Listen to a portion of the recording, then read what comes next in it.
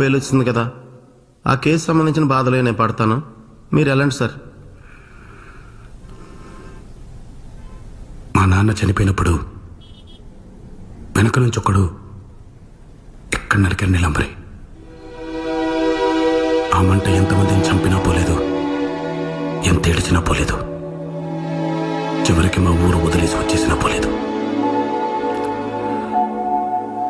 కానీ first time అమ్మాయిని కలిసినప్పుడు చాలా రోజుల తర్వాత నవ్వాను. అప్పుడు తగ్గిందది. విచిత్రం ఏంటో తెలుసా, ఆ అమ్మాయి చదివే చదువు నా సమస్య ఒకటే. అందుకేనేమో తను క్యాజువల్గా మాట్లాడే ప్రతిదీ నాకు సొల్యూషన్లా కనిపిస్తుంది.